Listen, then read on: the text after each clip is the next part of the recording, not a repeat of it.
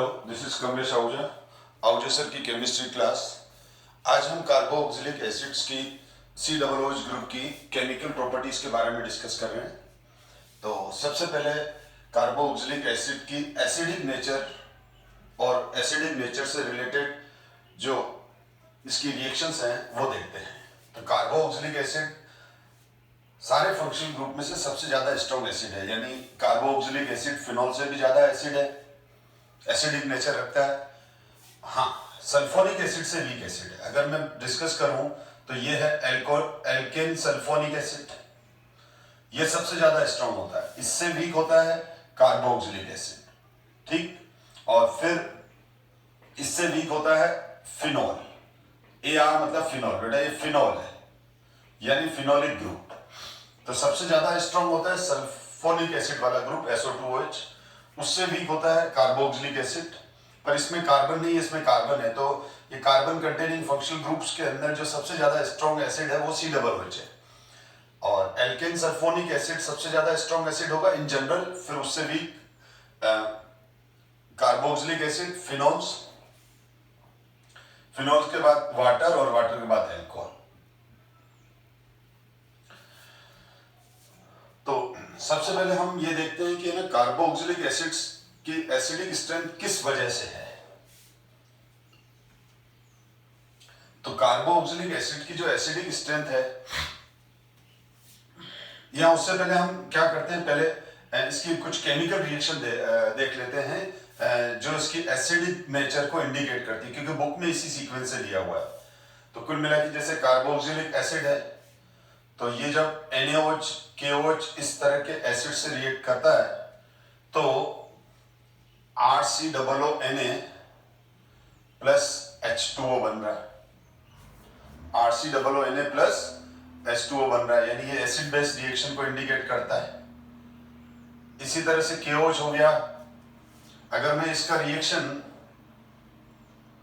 RCOOH का calcium hydroxide से करता हूं, कैल्शियम हाइड्रोक्साइड, ये कैल्शियम हाइड्रोक्साइड यानी लाइम वाटर, यानी मैं इसका रिएक्शन कर रहा हूं कैल्शियम हाइड्रोक्साइड से। तो जब हम इसका रिएक्शन कैल्शियम हाइड्रोक्साइड से करते हैं तो ये एसिड बेस रिएक्शन हो जाता है इसका, और calcium salt of carboxylic acid बनता है। Calcium salt of carboxylic acid बनता है, और calcium salt of carboxylic acid बनता है और 2 मॉलिक्यूल वाटर रिलीज हो जाता है। तो इसको बोलते हैं calcium salt of carboxylic acid, इसको बोलते हैं calcium salt of carboxylic acid. ये H+ निकला। अब इसका एक इंपॉर्टेंट रिएक्शन है जो मैं डिस्कस करूंगा यहां पर। जब हम calcium calcium salt of carboxylic acid को हीट करते हैं बेटा, जब हम किसको हीट कर रहे हैं, this is the calcium salt of carboxylic acid. इसका जब हम ड्राई डिस्टिलेशन करते हैं, ड्राई डिस्टिलेशन का मतलब होता है कि इसको वाटर फ्री एटमॉस्फेयर में, ड्राई डिस्टिलेशन का मतलब ये होता है वाटर फ्री एटमॉस्फेयर में हाई टेम्परेचर पर हीट करना। तो जब हम इसको वाटर फ्री एटमॉस्फेयर में हाई टेम्परेचर पर हीट करते हैं तो कैल्शियम कार्बोनेट अलग होकर कीटोन्स बन जाते हैं। क्या बन जाते हैं? कीटोन्स बन जाते हैं। RCOR कीटोन बन जाएंगे, और कीटोन के साथ साथ कीटोन बन जाएंगे, और कीटोन के साथ साथ बाय प्रोडक्ट बन जाएगा कैल्शियम कार्बोनेट, कैल्शियम कार्बोनेट बन जाएगा। तो ये method of preparation of ketones का एक अच्छा एग्जांपल भी है, और ये इंपॉर्टेंट रिएक्शन है। तो इसमें पहले ये हुआ कि एसिड बेस रिएक्शन हुआ, calcium salt of carboxylic acid बना, जिसका हमने ड्राई डिस्टिलेशन किया, यानी हाई टेम्परेचर पर जब हमने इसको हीट किया वाटर फ्री एटमॉस्फेयर में, तो ये डिकम्पोज होकर कॉरस्पॉन्डिंग कीटोन्स में कन्वर्ट हो गया। इसके अलावा RCOOH बहुत ज्यादा विग्रस रिएक्शन देगा सोडियम, पोटेशियम, मैग्नीशियम, कैल्शियम जैसे रिएक्टिव मेटल से। स्पेशली सोडियम और पोटेशियम से तो बहुत ज्यादा विग्रस रिएक्शन देता है, क्योंकि ये तो बहुत ज्यादा रिएक्टिव होते हैं, और सोडियम सॉल्ट बन जाएगा और H2 गैस निकल जाएगी। ये रिएक्शन इरिवर्सिबल है और हाईली एक्सोथर्मिक है। ये रिएक्शन इरिवर्सिबल है और हाईली एक्सोथर्मिक है। जो कार्बोक्सिलिक एसिड है वो सोडियम बाइकार्बोनेट NaHCO3, ये मैंने पहले भी डिस्कस किया हुआ है फिनॉल वाले चैप्टर में। सोडियम बाइकार्बोनेट, इसको क्या बोलते हैं बेटा? Sodium bicarbonate. तो सोडियम बाइकार्बोनेट से जब ये रिएक्ट करता है तो भी RCOONA plus H2O plus CO2 बनता है, और ये CO2 बहुत तेजी से बाहर आती है, जिसको हम ब्रिक्स एफरवेसेंस, जिसको हम ब्रिक्स एफरवेसेंस कहते हैं। ये तेजी से CO2 बाहर आती है। इसमें क्या आती है? इसमें तेजी से CO2 बाहर निकल के आती है। जैसे किसी सॉफ्ट ड्रिंक को की बोतल को अगर शेक करके ओपन करें तो कैसे झाग बाहर आते हैं, फ्रोथ टाइप, फ्रोथ के साथ CO2 गैस तेजी से बाहर आती है। तो उसी तरह से जब हम कार्बोक्सिलिक एसिड में कार्बोक्सिलिक एसिड के अंदर हम सोडियम बाइकार्बोनेट डालते हैं तो तेजी से टेस्ट ट्यूब से बिल्कुल ब्रिक इफरवेंसेस आती है, मतलब फ्रोथ के साथ CO2 बाहर आती है, व्हाइट कलर की फ्रोथ के साथ। वो ये बिल्कुल वैसा ही सीन दिखेगा आपको टेस्ट ट्यूब से। टेस्ट ट्यूब में जब अपन सोडियम बाइकार्बोनेट डालेंगे, जैसे अपन किसी सॉफ्ट ड्रिंक की बोतल को शेक करके और खोलते हैं, तो इसको हम बोलते हैं sodium bicarbonate test, sodium bicarbonate test of carboxylic acid. तो ये कार्बोक्सिलिक एसिड सोडियम बाइकार्बोनेट, सारे carboxylic acid sodium bicarbonate test देंगे। तो ये sodium bicarbonate test alkane sulphonic acid भी देंगे और साथ में सोडियम बाइकार्बोनेट्स भी देंगे, ध्यान रखना। लेकिन फिनॉल नहीं देता है। फिनॉल के अंदर केवल एक ही फिनॉल है, पिक्रिक एसिड। फिनॉल के अंदर केवल एक ही फिनॉल है जो पिक्रिक एसिड है बेटा, जो मैं आपको फिनॉल में डिस्कस भी कर चुका हूं। तो picric acid is a single phenol which gives sodium bicarbonate test. उसके अलावा सोडियम बाइकार्बोनेट टेस्ट केवल एल्केन सल्फोनिक एसिड और कार्बोक्सिलिक एसिड ही देते हैं। अब हम आगे बढ़ते हैं बेटा। तो ये सारी रिएक्शन ये इंडिकेट करती है कि कार्बोक्सिलिक एसिड अच्छे खासे एसिडिक हैं, और सोडियम बाइकार्बोनेट टेस्ट वही ऑर्गेनिक कंपाउंड देते हैं, या सोडियम बाइकार्बोनेट टेस्ट वही एसिड देते हैं जिन एसिड की एसिडिक स्ट्रेंथ, कोई एसिड है और अगर उस एसिड की एसिडिक स्ट्रेंथ ज्यादा है कार्बोनिक एसिड से तो वो देगा, ठीक है।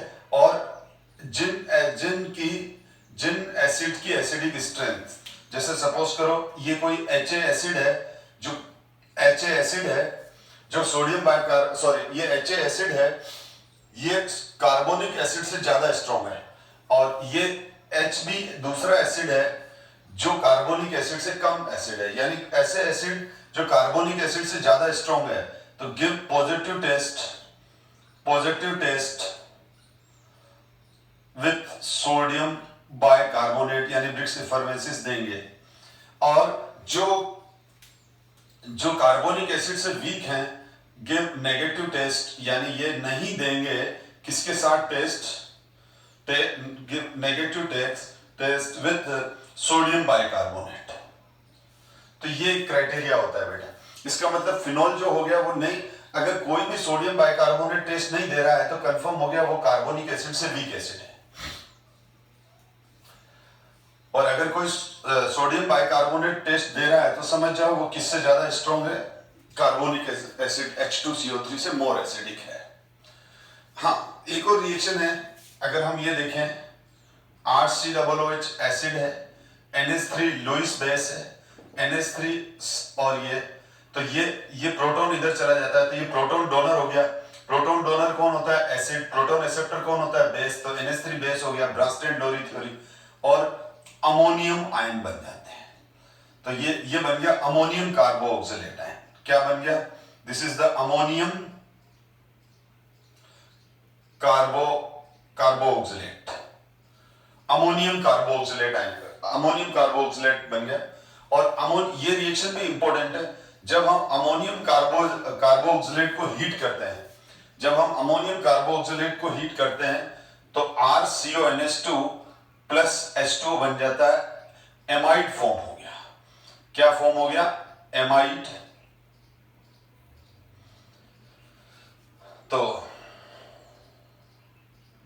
एमाइड ग्रुप बन जाता है, एल्केन एमाइड बन जाता है। तो ये कार्बोक्सिलिक एसिड को अमोनिया के साथ रिएक्ट करके फिर हीट करेंगे तो एमाइड बन जाएगा। बहुत बार अगर आपको ऐसा लिखा हुआ आ गया RCOOH NH3 और इसको डायरेक्ट ही एरो पे हीट लगा हुआ है तो आप बनाएंगे RCONH2 प्लस H2। तो ये सारी रिएक्शन ये इंडिकेट करती है कि कार्बोक्सिलिक एसिड के एसिडिक कैरेक्टर को, इसीलिए नाम में उसका एसिड जोड़ दिया गया है, सफिक्स। अब हम आगे बढ़ते हैं बेटा। अब हम ये देखते हैं कि कार्बोक्सिलिक एसिड ये RCOOH और ये जब RCOOH है तो ध्यान ले लेते हैं, ये RCOOH और जब ये RCOOH प्रोटॉन रिलीज करता है, ये RCOOH क्या रिलीज करता है, ये RCOOH प्रोटॉन जब रिलीज करेगा RCOO माइनस और ये H प्लस आयन रिलीज हो गया तो ये कार्बोक्सिलेट आयन बन गया। क्या बन गया? कार्बोक्सिलेट आयन बन गया। अब ये एसिड हो गया और ये इसका कंजुगेट बेस हो गया, क्योंकि आप देखो आपको एसिड बेस थ्योरी तीन है, Arrhenius acid base theory, Bronsted Lowry acid base theory और Lewis acid base theory. Lewis acid base theory तो इलेक्ट्रॉन पेयर डोनर बेस और इलेक्ट्रॉन पेयर एक्सेप्टर एसिड हम पढ़ चुके हैं 11th में। ब्रांस्टन डोरी थ्योरी के अकॉर्डिंग जो प्रोटॉन देता है वो एसिड और जो प्रोटॉन लेता है वो बेस, और एसिड जब प्रोटॉन दे देता है तो इसको बोलते हैं कंजुगेट बेस। तो RCOOH क्या है? RCOOH है कार्बोक्सिलिक एसिड। इसमें से प्रोटॉन बाहर किया हमने, इसमें से ये प्रोटॉन बाहर किया, RCOO माइनस बना, this is the carboxylate ion, या फिर हम बोल सकते हैं conjugate base of RCOOH, conjugate base of RCOO। अब अगर हम इस, तो ये कार्बोक्सिलेट आयन बन गया। इस कार्बोक्सिलेट आयन के अगर हम रेजोनेटिंग स्ट्रक्चर देखें तो इसके, तो क्वेश्चन ये है कि कार्बोक्सिलेट आयन स्टेबल क्यों है? तो स्टेबिलिटी का रीजन मेनली इलेक्ट्रॉनिक इफेक्ट से देखते हैं अपन। रेजोनेंस सबसे इंपॉर्टेंट कॉन्सेप्ट है। तो ये RCOO माइनस, तो ये नेगेटिव चार्ज है, ठीक है,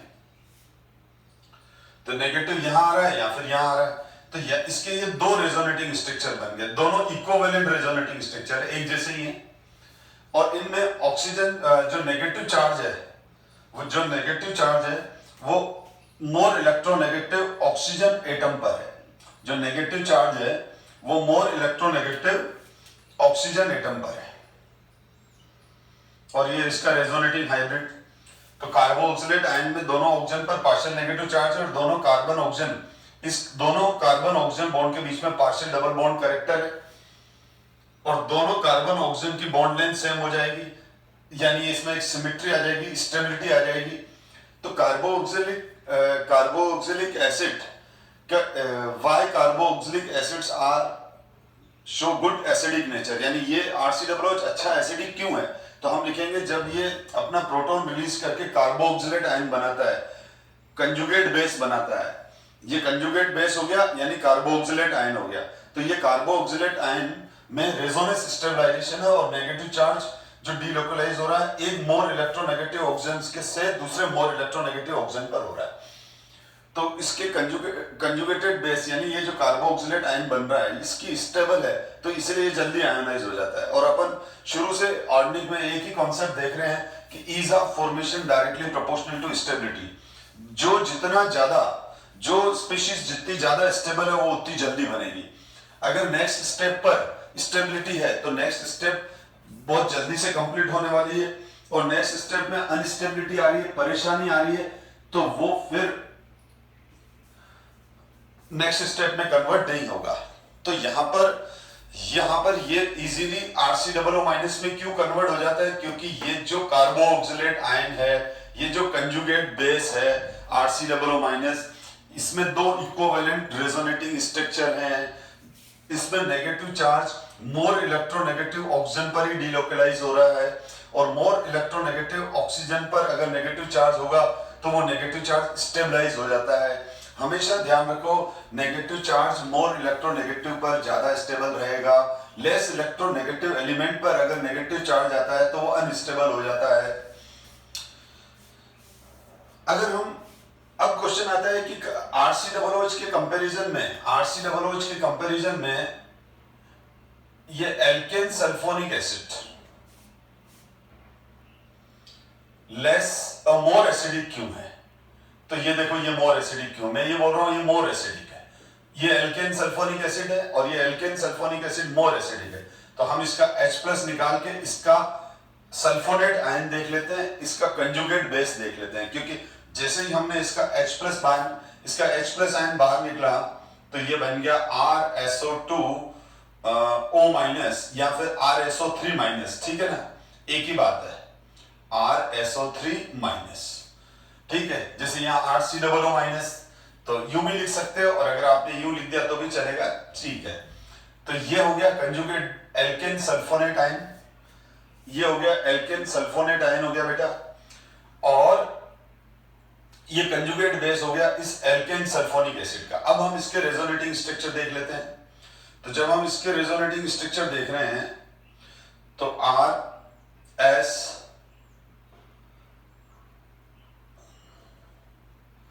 तो इसके वापस हमारे पास 3 रेजोनेटिंग स्ट्रक्चर मिल रहे हैं।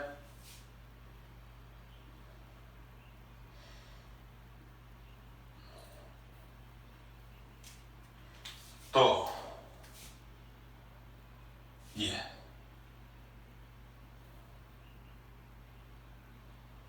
ये पाई बॉन्ड डीलोकलाइज हो रहे हैं, 3 इक्विवेलेंट रेजोनेटिंग स्ट्रक्चर है, और नेगेटिव चार्ज जो है वो ऑक्सीजन, मोर इलेक्ट्रोनेगेटिव ऑक्सीजन पर डीलोकलाइज हो रहा है। तो यहां 2 रेजोनेटिंग स्ट्रक्चर है, यहां 3 रेजोनेटिंग स्ट्रक्चर, या सिंगल नेगेटिव को, यहां पर जो ये सिंगल नेगेटिव है उसको 2 more electronegative oxygen atom stabilise कर रहे हैं। यहां सिंगल नेगेटिव चार्ज को 3 ऑक्सीजन एटम स्टेबलाइज कर रहे हैं, यानी 3 ऑक्सीजन नेगेटिव चार्ज को स्टेबलाइज कर रहे हैं। 3 रेजोनेटिंग स्ट्रक्चर है, ठीक है। तो कौन सा ज्यादा आयन ज्यादा स्टेबल हो गया, ठीक है ना, तो this ion is more stable, ठीक है ना। तो हम क्या लिखेंगे, ये क्या है, तो दिस आयन और this conjugated base, this ion और conjugated base is more stable RSO3- ion, or conjugate base is more stable than RCOO-, यानी ये ज्यादा स्टेबल है। तो अब इससे ये और इससे ये कौन सा जल्दी बनेगा, ये जल्दी बनेगा। इसका मतलब जल्दी H+ आयन किसने दिया, एल्केन सल्फोनिक एसिड ने। तो एल्केन सल्फोनिक एसिड ज्यादा एसिडिक होंगे एल्केन कार्बोक्सिलिक एसिड से, एल्केनोइक एसिड से। रीजन यही लिखना है, दोनों को कंपैरिजन में मैंने बता दिया कि जो ये सल्फोनेट आयन है, RSO3- आयन है, इसमें 3 रेजोनेटिंग स्ट्रक्चर है, तीनों इक्विवेलेंट रेजोनेटिंग स्ट्रक्चर है, और तो ये ज्यादा स्टेबल है। अब हम एक तरफ तो ये कहते हैं कि मोर रेजोनेटिंग स्ट्रक्चर से स्टेबिलिटी बढ़ती है, हाँ ये बात सही है, लेकिन इसमें फिर एक लिमिटेशन भी है। जैसे फिनोल की बात करें हम, तो फिनोल जो है, अगर हम फिनोल की बात करें तो फिनोल से जो बनने वाला फिनोऑक्साइड आयन है, फिनोल से जो बनने वाला फिनोऑक्साइड आयन है, ये इसका कंजुगेट बेस हो गया फिनोल, और ये phenoxide ion is the conjugate base of phenol. अब यहां पर इसका जो नेगेटिव चार्ज है वो डीलोकलाइज होके, और इसके जो टोटल रेजोनेटिंग स्ट्रक्चर बनते हैं, इसके जो टोटल रेजोनेटिंग स्ट्रक्चर बनते हैं वो 5 बनते हैं। तो बहुत बार स्टूडेंट यहां मिस्टेक कर देता है कि जिसके रेजोनेटिंग स्ट्रक्चर ज्यादा हैं वो ज्यादा एसिडिक हो जाए, और सॉरी वो ज्यादा स्टेबल हो जाएगा, ज्यादा स्टेबल हो जाएगा तो जल्दी बनेगा, तो उसका कॉरस्पॉन्डिंग एसिड ज्यादा स्ट्रॉन्ग एसिड होगा। बिल्कुल सही है, आप कहीं गलत नहीं सोच रहे हो। लेकिन यहां पर क्या है बेटा, यहां पर जो ऑक्सीजन का नेगेटिव चार्ज है, ठीक है ना, वो ये इस तरह से देखो आपका रेजोनेंस कंसेप्ट जितना अच्छा होगा आपकी ऑर्डिक उतनी अच्छी होगी, क्योंकि इसको अप्लाई करना अच्छे से आना चाहिए आपको। ये देखो, और फिर ये बन गया बेटा। तो यहां पर ये 5 रेजोनेटिंग स्ट्रक्चर है, ये 5 रेजोनेटिंग स्ट्रक्चर है। तो फिनोल से बनने वाला फिनोऑक्साइड है जो कि कंजुगेट बेस है किसका, फिनोल का, ठीक है ना। तो क्योंकि किसी भी स्पीशीज में से H+ आयन निकल जाता है, तो जो स्पीशीज बनेगी वो कंजुगेट बेस होगा। जैसे फिनोल में से H+ निकला, फिनोऑक्साइड आयन बन गया, तो फिनोऑक्साइड आयन इसका कंजुगेट बेस। अब इस फिनोल के अंदर क्या है, 5 रेजोनेटिंग स्ट्रक्चर है। तो अब इसका मतलब ये नहीं हो गया कि ये एल्केन सल्फोनिक एसिड और कार्बोक्सिलिक एसिड दोनों से ज्यादा एसिडिक हो गया, नहीं है। फिनोल कार्बोक्सिलिक एसिड से भी लेस एसिडिक है। रीजन देखो, रीजन बिल्कुल हमारे सामने क्लियर है, क्योंकि एक दूसरा कंसेप्ट और भी है। इस नेगेटिव चार्ज को कौन स्टेबलाइज करेगा, मोर इलेक्ट्रोनेगेटिव एलिमेंट ज्यादा अच्छे से स्टेबलाइज करेगा। तो आपने कार्बोक्सिलिक एसिड और एल्केन सल्फोनिक एसिड्स के जो कंजुगेट बेस देखे, यानी कार्बोक्सिलेट आयन और सल्फोनेट आयन देखे, तो उसके अंदर नेगेटिव चार्ज को RCOO में तो दोनों नेगेटिव चार्ज उसको स्टेबलाइज कर रहे हैं, सॉरी RCOO माइनस में दोनों मोर इलेक्ट्रोनेगेटिव ऑक्सीजन एटम पर नेगेटिव चार्ज डिलोकलाइज हो रहा है। यानी नेगेटिव चार्ज RCOO माइनस का, ध्यान से समझो, RCOO माइनस का ये वाला नेगेटिव चार्ज, RCOO माइनस का ये वाला नेगेटिव चार्ज दोनों ऑक्सीजन पर डिलोकलाइज हो रहा है, दोनों मोर इलेक्ट्रोनेगेटिव ऑक्सीजन एटम पर डिलोकलाइज हो रहा है। एक नेगेटिव चार्ज है वो एक मोर इलेक्ट्रोनेगेटिव ऑक्सीजन से दूसरे मोर इलेक्ट्रोनेगेटिव ऑक्सीजन एटम पे शिफ्ट हो रहा है। यहां पर हमने देखा 3 ऑक्सीजन एटम है, यहां पर हमने देखा 3 ऑक्सीजन एटम है। तो हमने देखा तीनों ऑक्सीजन एटम पर बारी बारी से ये नेगेटिव चार्ज आ रहा है, एक बार यहां आ रहा है, एक बार यहां आ रहा है, एक बार यहां आ रहा है। तो यहां पर ये नेगेटिव चार्ज जो है वो मोर इलेक्ट्रोनेगेटिव ऑक्सीजन पर ही शिफ्ट हो रहा है, रेजोनाइज हो रहा है, डिलोकलाइज हो रहा है, प्लस इनके रेजोनेटिंग स्ट्रक्चर इक्विवेलेंट है। लेकिन अगर हम यहां देखें तो ये रेजोनेटिंग स्ट्रक्चर इक्विवेलेंट नहीं है। यहां नेगेटिव चार्ज यहां है, फिर इधर कार्बन पे आ गया, फिर इधर कार्बन पे आ गया, फिर इधर वापस इधर आ गया, ठीक है। इक्विवेलेंट रेजोनेटिंग स्ट्रक्चर तो फर्स्ट और फिफ्थ बोलेंगे अपन। फिनोल में टोटल 5 रेजोनेटिंग, सॉरी फिनोऑक्साइड आयन के टोटल 5 रेजोनेटेड, फिनोऑक्साइड आयन के टोटल 5 रेजोनेटिंग स्ट्रक्चर है। इक्विवेलेंट तो फर्स्ट और फिफ्थ है, इक्विवेलेंट तो फर्स्ट और फिफ्थ है जो एक जैसे दिखते हैं, ठीक है। तो इसमें क्या हो गया, अनइक्विवेलेंट रेजोनेटिंग स्ट्रक्चर्स, क्योंकि मैं फर्स्ट फिफ्थ की बात नहीं कर रहा हूं, मैं पांचों को बोलूं तो ये अनइक्विवेलेंट रेजोनेटिंग स्ट्रक्चर है, नंबर 1। नंबर 2, इसमें जो मोर इलेक्ट्रोनेगेटिव ऑक्सीजन एटम है, इसमें मोर इलेक्ट्रोनेगेटिव जो ऑक्सीजन एटम है उससे negative charge less electronegative carbon पे चला गया। तो कार्बन नेगेटिव चार्ज को उतना अच्छा स्टेबलाइज नहीं कर पाता है जितना कि ऑक्सीजन कर पाता है। तो फिनोऑक्साइड ion, although phenoxide ion has more resonating structure, but its stability is less than carboxylate ion as well as alkane sulfonate, यानी RCOO माइनस और RSO3 माइनस, इन दोनों से ये लेस स्टेबल। जब ये लेस स्टेबल है तो धीरे कंपैरेटिवली स्लो H+ देगा, इस वजह से फिनोल लेस एसिडिक है किसके कंपैरिजन में, कार्बोक्सिलिक एसिड। ये इसी चैप्टर के अंदर अगर आप एंड एक्सरसाइज का सबसे लास्ट वाला क्वेश्चन या सबसे लास्ट वाले 3-4 जो क्वेश्चन है उसमें देखेंगे तो ये क्वेश्चन पूछा हुआ है कि although phenoxide ion have more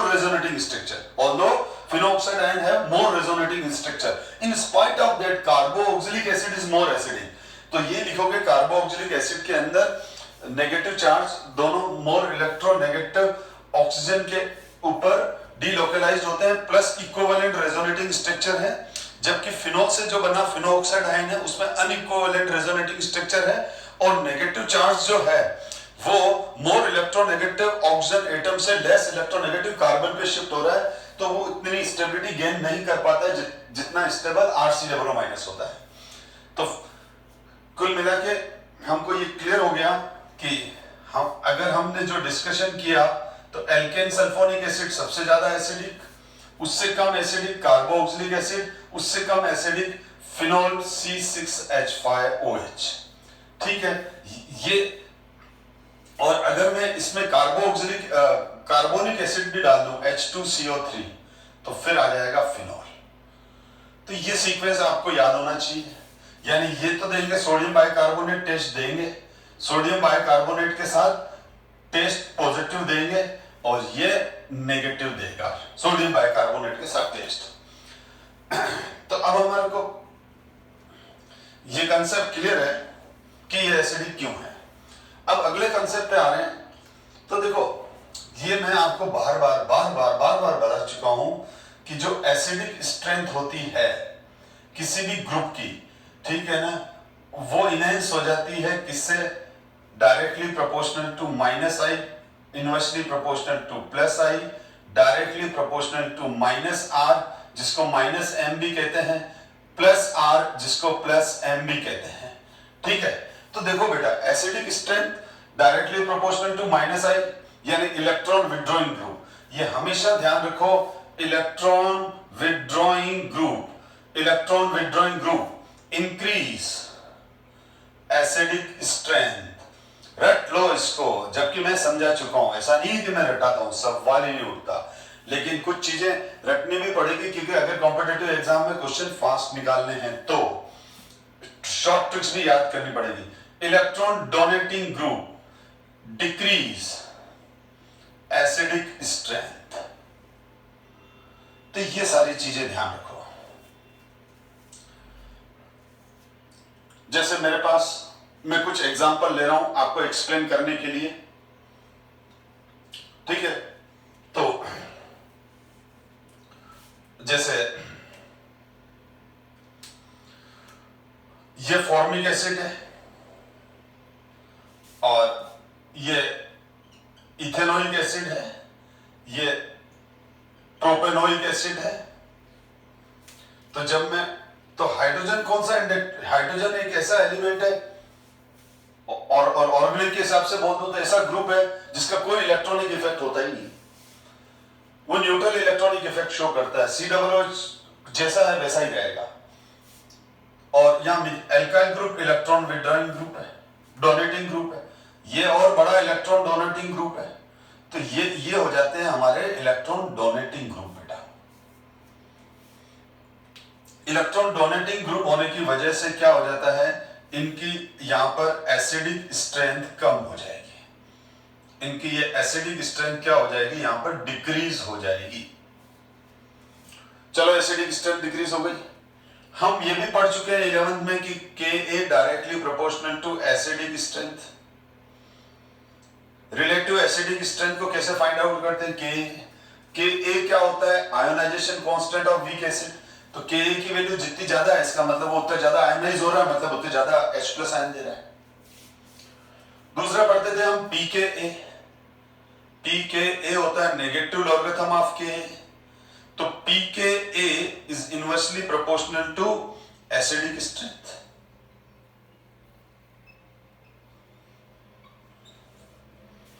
इसी तरह से Kb होता है basic strength, Kb directly proportional to basic strength, ठीक है ना। तो हम Kb के बारे में नेक्स्ट चैप्टर में डिस्कस करेंगे, ठीक है। अभी तो ये ionisation constant A for acid, K ionisation constant of acid, Pk। तो इसका मतलब इसके एसिडिक स्ट्रेंथ कम हो रही है, तो क्या हो जाएगा, इसका Ka वैल्यू डिक्रीज होगा, Pka वैल्यू इंक्रीज होगा। अगर किसका Pka वैल्यू ज्यादा है तो हम बोलेंगे वो लेस एसिडिक है, हायर Pka वाले लेस एसिडिक होंगे। आगे बढ़ते हैं और एग्जांपल देखते हैं।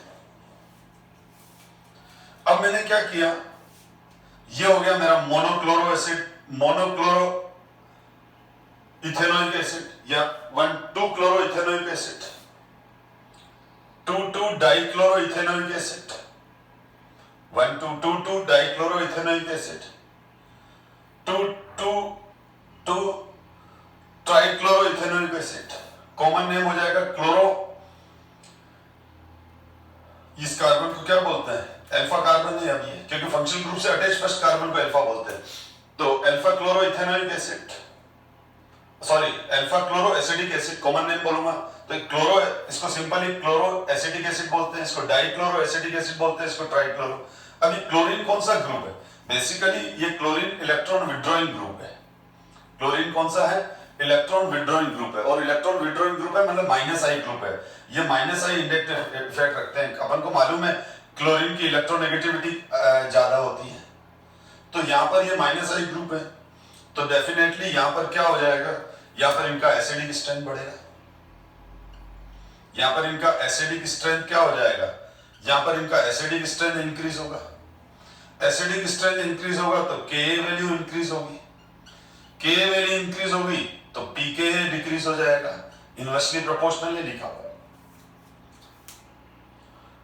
और अब हम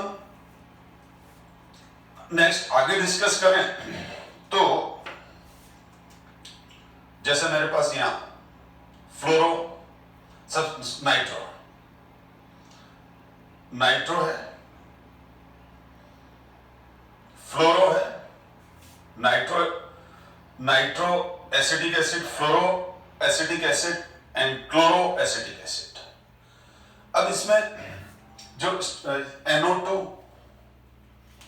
NO2 का भी -I इफेक्ट होता है, फ्लोरीन का भी, क्लोरीन का भी, इन सब के -I इफेक्ट होते हैं। क्या होते हैं? -I effect. ठीक है, तो नाइट्रो ज्यादा स्ट्रॉन्ग -I है। NO2 जो है, NO2 होता है वो स्ट्रॉन्गेस्ट इलेक्ट्रॉन विड्रॉइंग ग्रुप है फ्लोरीन से भी। आप कुछ बच्चे बोलते हैं नहीं सर फ्लोरीन होना चाहिए क्योंकि फ्लोरीन का इलेक्ट्रोनेगेटिविटी सबसे ज्यादा है। ऑब्वियसली आप अपने लेवल पे, इनिशियल लेवल पे तो सही है, लेकिन ये एक पहलवान है, ये 3 पहलवान है, भले थोड़े से वीक हैं फ्लोरीन से, तो क्या हुआ? यहाँ पर फ्लोरीन एक सिंगल इलेक्ट्रोनेगेटिव एलिमेंट है, यहाँ N और 2 ऑक्सीजन, नाइट्रोजन और 2 ऑक्सीजन, और 3 एक साथ इस ग्रुप में मोर इलेक्ट्रोनेगेटिव है। तो इस वजह से क्या हो जाता है? इन तीनों की ओवरऑल स्ट्रेंथ बढ़ जाती है इससे। ठीक है, अगर मैं बोलूं नाइट्रोजन की पावर 10 है, ऑक्सीजन की पावर 20 है और फ्लोरीन की पावर 30 है, तो यहां इस फ्लोरीन की पावर तो 30 रहेगी, या नाइट्रोजन की 10 और 2 तो कितनी हो गई? टोटल 50 पावर हो गई ना। एक एग्जांपल दे रहा हूं कि फ्लोरीन का पावर 30 है, नाइट्रोजन का पावर 10 है, ऑक्सीजन का पावर 20 है, तो ये टोटल पावर इसका कितना आ गया? 50। जो इस अकेले से तो इन तीनों का ज्यादा हो गया। इसीलिए NO2 को हम स्ट्रॉन्ग इलेक्ट्रॉन विड्रॉइंग ग्रुप बोलते हैं। ये स्ट्रॉन्गेस्ट इलेक्ट्रॉन विड्रॉइंग ग्रुप है। और अब ये लेफ्ट राइट चल रहे हैं तो क्या हो रहा है? इलेक्ट्रॉन विड्रॉइंग नेचर डिक्रीज हो रही है इनमें, कंपैरेटिवली स्टडी कर रहा हूं मैं। तो EW मतलब इलेक्ट्रॉन विड्रॉइंग नेचर, तो इलेक्ट्रॉन विड्रॉइंग नेचर डिक्रीज हो रही है, और इलेक्ट्रॉन विड्रॉइंग नेचर डिक्रीज होगी तो बेटा क्या होगा? एसिडिक स्ट्रेंथ क्या हो जाएगी इसकी? एसिडिक स्ट्रेंथ इसकी डिक्रीज होगी, और एसिडिक स्ट्रेंथ डिक्रीज होगी तो Ka वैल्यू डिक्रीज होगी और pKa वैल्यू इंक्रीज हो जाएगी। तो इस तरह से आपको इंक्रीजिंग और डिक्रीजिंग ऑर्डर के एग्जाम में क्वेश्चन आएंगे तो आप कर सकते हो। एक और एग्जांपल देखते हैं।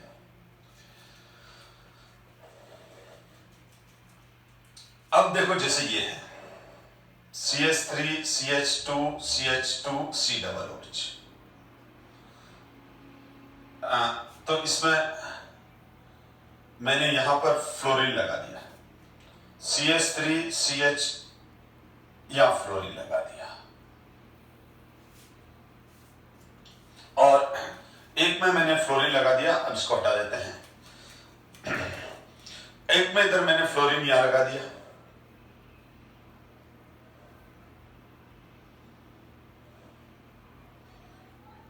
तो अब देखो बेटा ये फ्लोरीन, ये फ्लोरीन, ये फ्लोरीन, इंडक्टिव इफेक्ट डिस्टेंस के साथ कम होता जाता है। तीनों में सेम है फ्लोरीन, लेकिन देखो अब इस फ्लोरीन का इफेक्ट इस पे जा रहा है, इस फ्लोरीन का इफेक्ट इस पे जा रहा है, इस फ्लोरीन का इफेक्ट इस पे पहुंच रहा है, ठीक है। क्योंकि जो इंडक्टिव इफेक्ट है वो सिग्मा बॉन्ड के थ्रू ट्रांसफर होता है, बॉन्ड्स के थ्रू ट्रांसफर होता है, और जब बॉन्ड्स के थ्रू ट्रांसफर होगा तो उसकी डिस्टेंस के साथ इंटेंसिटी कम हो जाएगी, कम हो गई, ठीक है, या ज्यादा पहुंची या थोड़ी कम पहुंची, या इसलिए क्योंकि डिस्टेंस के साथ हमेशा इंडक्टिव इफेक्ट डिस्टेंस पर डिपेंड करता है। जितना ज्यादा डिस्टेंस होता जाएगा सब्स्टिट्यूट और फंक्शन ग्रुप के बीच में, उन दोनों का एक दूसरे पर इंडक्टिव इफेक्ट कम होता जाएगा। जैसे अर्थक्वेक नेपाल में आया तो हमारा उदयपुर में कोई वाइब्रेशन थोड़ी आया, दिल्ली में हल्के से वाइब्रेशन आया, तो जो सेंटर होता है उस सेंटर से इंडक्टिव इफेक्ट जब आगे बढ़ता है तो डिस्टेंस के साथ उसका इफेक्ट कम होता जाता है। मैं सिंपल सा मैंने जब इंडक्टिव इफेक्ट पढ़ाया था तो ट्रेन का एग्जांपल दिया था कि जब किसी जो प्लेटफॉर्म पे ट्रेन खड़ी है, अभी इंजन नहीं लगा हुआ है, और जैसे ही आकर उस पर थोड़ी देर बाद जब पैसेंजर आ जाते हैं तो बहुत बार इंजन लेट आता है, तो इंजन आया और इंजन आके उससे ट्रेन के साथ आके बॉन्ड हुआ, यानी जुड़ा उसके साथ, तो इंजन जैसे जुड़ता है तो ट्रेन को झटका लगता है। तो ये जो झटका लगता है, इसके जो वाइब्रेशन है वो फर्स्ट कंपार्टमेंट, फर्स्ट डब्बे को सबसे ज्यादा लगते हैं, फिर सेकंड को और कम, थर्ड को और कम, लास्ट कंपार्टमेंट तक ये वाइब्रेशन बहुत कम हो जाते हैं। तो जो इंजन के लगने से इंडक्टिव इफेक्ट यानी जो वाइब्रेशन क्रिएट हुए पूरी ट्रेन की लाइन में, वो डिस्टेंस के साथ कम होते जा रहे हैं। यानी फर्स्ट डिब्बा, फर्स्ट कंपार्टमेंट, ठीक है ना, फर्स्ट कोच पर ज्यादा वाइब्रेशन फील होंगे, वो बिल्कुल उनको लगेगा कि हाँ अभी इंजन लग गया, और ये लास्ट तक वाइब्रेशन कम होते जाते हैं, तो हम बोलते हैं इंडक्टिव इफेक्ट कम हो रहा है। तो इसका माइनस है इफेक्ट, डिस्टेंस कम है तो ज्यादा पहुंचेगा, ये कम पहुंचेगा, ये कम पहुंचेगा, तो यहां पर क्या होता जाएगा, इसका एसिडिक स्ट्रेंथ कम हो जाएगा। इसका एसिडिक स्ट्रेंथ क्या हो जाएगा, डिस्टेंस के साथ, इसका एसिडिक स्ट्रेंथ डिस्टेंस के साथ डिक्रीज हो जाएगा। तो हमेशा आप इंडक्टिव इफेक्ट को तो डिस्टेंस से रिलेटेड करेंगे, और रेजोनेंस इफेक्ट को उसके रेजोनेटिंग स्ट्रक्चर बनाकर ही डिसाइड करना पड़ेगा कि रेजोनेंस का इफेक्ट कितना आ रहा है। ये अलग अलग एग्जांपल मैं एल्काइल हैलाइड, एरिल हैलाइड से जब से पढ़ा रहा हूं तब अलग अलग तरह के एग्जांपल देके बताता हूं कि कभी ऑर्थो पे ज्यादा इफेक्ट आ रहा है, कभी पैरा पर ज्यादा इफेक्ट आ रहा है, ठीक है, कभी मेटा पर आ ही नहीं रहा है इफेक्ट, तो वो सब मैंने आपको पहले क्लियर कर चुका हूं। आप फिनॉल के एसिडिक स्ट्रेंथ वाला भी फिनॉल के एसिडिक स्ट्रेंथ वाला भी जब आप देखेंगे तो आपको ये मालूम पड़ जाएगा, जो आज पढ़ा रहा हूं ऐसे कंसेप्ट पहले भी पढ़ा चुका हूं मैं। तो अब हम और आगे बढ़ते हैं बेटा। अब देखो, अब हम बात कर रहे हैं, जैसे ये वाला एसिड है, ये वाला एसिड है बेटा प्रोपेनोइक एसिड, और ये वाला एसिड है प्रोपिनोइक एसिड, और ये वाला एक और ले लेते हैं। अगर अब हम इन तीनों में बात करें तो यहां एल्केन वाला ग्रुप है, या एल्कीन वाला है, या एल्काइन वाला है, तो यहां पर इस कार्बन पर sp3 हाइब्रिडाइजेशन है। कार्बन पे जैसे एक पाई बॉन्ड आ जाता है तो उसका हाइब्रिड स्टेट एक रिड्यूस हो जाती है और sp2 हो गई। अब यहां पर कार्बन पे 2 पाई बॉन्ड है तो ये sp हो गया। तो हमको मालूम है, हमको अच्छे से मालूम है बेटा, हम बार बार कितने टाइम से पढ़ रहे हैं, sp3 कार्बन का जो इलेक्ट्रोनेगेटिविटी है, जो इलेक्ट्रोनेगेटिविटी है वो sp2 कार्बन से ज्यादा, सॉरी sp3 कार्बन से ज्यादा sp2 कार्बन से ज्यादा sp कार्बन की, यानी इलेक्ट्रॉन खींचने की पावर किसकी ज्यादा होती है, ठीक है, क्योंकि s परसेंटेज बढ़ रहा है। इसमें s परसेंटेज कितना है 25%, इसमें s परसेंटेज कितना है 33.3%, ठीक है, इसमें कितना है 50%। देखो इसमें sp है, एक s एक p, मतलब 50%, आधा आधा, एक s है एक p है, इसमें एक s है और 2 p है तो 33.3%, ठीक है। और इसमें S% 25% है। sp3 1s और 3p, तो sp3 में 1:3 का रेशियो है sp3 में, ठीक है। तो यहाँ 25% s कैरेक्टर है, यहाँ 33.3 और यहाँ 50%। तो इस sp कार्बन की इलेक्ट्रोनेगेटिविटी सबसे ज्यादा होती है, उससे कम sp2 की और सबसे कम sp3। तो ये सबसे अच्छा खींचने वाला ग्रुप बन गया, ये सबसे अच्छा खींचने वाला ग्रुप बन गया, इलेक्ट्रॉन विड्रॉइंग ग्रुप बन गया। और ये थोड़ा कम और ये बिल्कुल कम, ये तो उल्टा प्लस करेगा। तो हम यूं चलेंगे तो हम लिखेंगे hybrid state of carbon on which COOH group is bonded decrease electronegativity of carbon increase। कौन सा कार्बन? अल्फा कार्बन, ठीक है। Electronegativity of alpha carbon specific कर देते हैं, अल्फा कार्बन इंक्रीज। ये हो गया हमारा अल्फा कार्बन जो फंक्शनल ग्रुप से अटैच फर्स्ट कार्बन। तो अगर अल्फा कार्बन हमारा sp है तो एसिडिक स्ट्रेंथ बढ़ जाएगी। तो electronegativity of alpha carbon increase, क्योंकि hybrid state of alpha carbon, hybrid state of alpha carbon on which COOH is bonded is decrease. और ये ना sp3, तो यहाँ हाइब्रिड स्टेट कितनी हो गई बेटा? 4। sp2 का हाइब्रिड स्टेट कितना होता है? 3। sp का हाइब्रिड स्टेट कितना होता है? 2। तो क्या हो जाएगा? Electron withdrawing nature, electron EW मतलब electron withdrawing nature, electron withdrawing nature of alpha carbon increase. तो acidic strength increase, Ka increase, ठीक है। तो एसिडिक स्ट्रेंथ इसका इंक्रीज हो जाएगा, Ka वैल्यू इंक्रीज हो जाएगी और pK वैल्यू डिक्रीज हो जाएगी। तो ये सारी चीजें आनी चाहिए आपको। अब जब हम यहां डिस्कस कर चुके हैं तो आगे और बढ़ते हैं, ध्यान देना बेटा। अब मैं बात करूं बेंजोइक एसिड की, तो बेंजोइक एसिड ज्यादा एसिडिक है बेटा। बेंजोइक एसिड क्या है? ज्यादा एसिडिक है। किससे? नॉर्मल कार्बोक्सिलिक एसिड से। एलिफेटिक, तो aromatic carboxylic acids are more acidic. तो वही कंसेप्ट है बेटा, क्योंकि बेंजीन के अंदर तो 6 sp2 कार्बन है। ये जो कार्बन है बेटा फिनाइल ग्रुप है, ये कार्बन, ये कार्बन, ये कार्बन, ये कार्बन, ये कार्बन, ये कार्बन, ठीक है। तो इन सारे कार्बन पर कौन सा हाइब्रिड स्टेट होती है? sp2। और एल्काइल ग्रुप में जितने भी कार्बन है ये एल्काइल ग्रुप के, तो sp3 होते हैं और ये sp2। तो मैंने अभी बताया कि अगर sp2 कार्बन या sp2 कार्बन वाले सिस्टम के साथ अगर COOH ग्रुप लगा हुआ है तो sp2 कार्बन वाला जो सिस्टम है, जैसे ये फिनाइल, ये sp2 कार्बन वाला सिस्टम है। बेंजोइक एसिड में जो बेंजीन रिंग है वो sp2 कार्बन वाला, वो sp2 कार्बन वाला क्या है? वो sp2 कार्बन वाला सिस्टम है। तो वो sp2 कार्बन वाला सिस्टम है, तो ये ज्यादा अच्छा इलेक्ट्रॉन विड्रॉइंग ग्रुप होगा, ठीक है।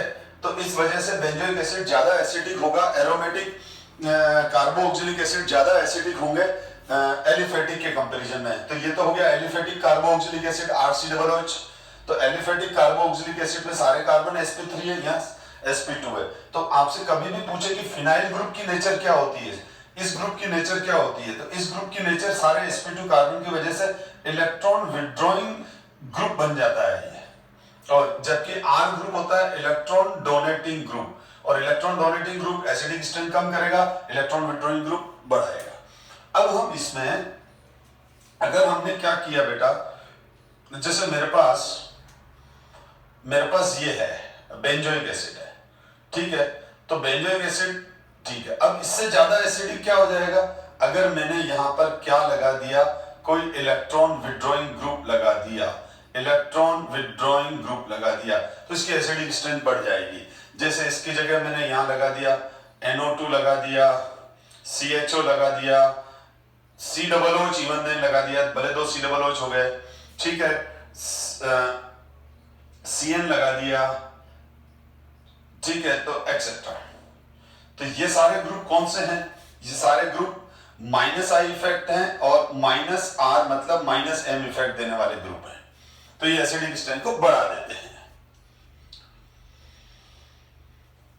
लेकिन यहां एक बहुत बहुत बहुत इंपॉर्टेंट पॉइंट बता रहा हूं, ऑर्थो इफेक्ट, जो केवल रटना है, इसका कोई अभी तक लॉजिक नहीं है। आप अगर किसी चीज का लॉजिक डिस्कवर हुआ है तो आपको गूगल पर, यूट्यूब पर आप सर्च करोगे तो मिल जाएगा, आप करके देख लेना।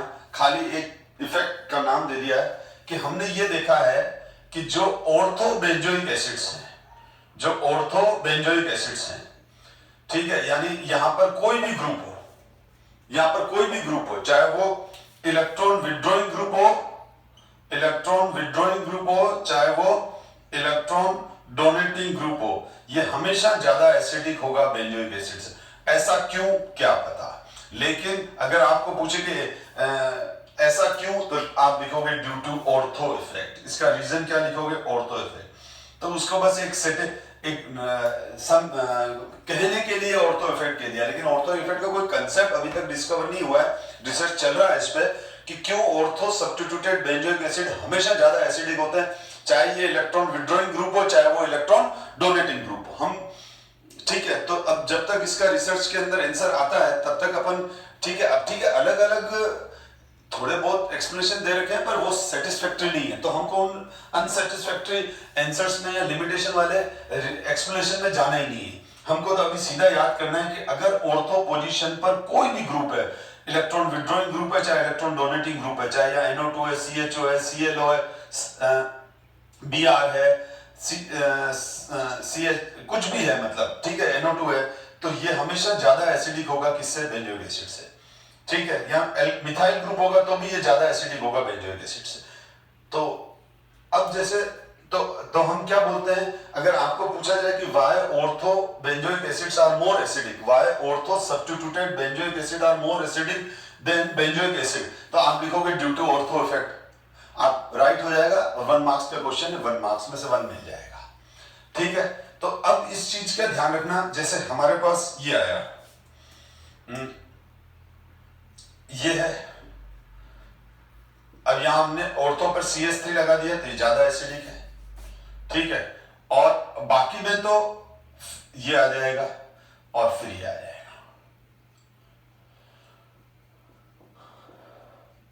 क्योंकि यहां पर तो इसका प्लस आई ग्रुप है, यानी पेरा पे तो नियम चलेगा, जो रूल है, इलेक्ट्रॉन विड्रॉइंग ग्रुप जो है, इलेक्ट्रॉन विड्रॉइंग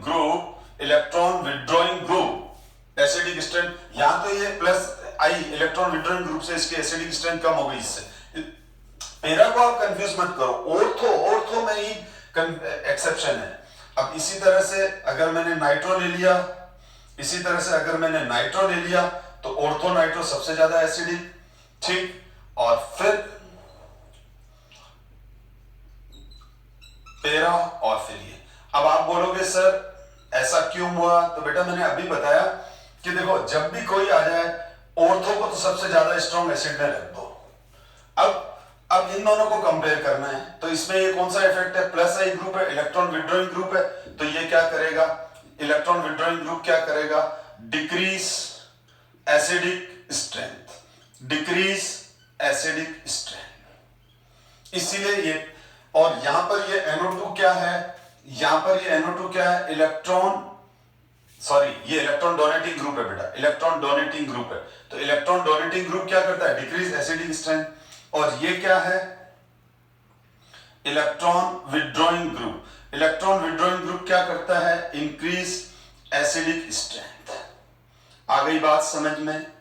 आ गई बात समझ में कि यहां पर, ठीक है, ये तो एक्सेप्शन है, छोड़ो इस एक्सेप्शन को। अगर मैं लॉजिकली बात करूं कि इन दोनों में से कौन सा ज्यादा एसिडिक होगा, तो ये होगा, क्योंकि इसमें प्लस आई ग्रुप है।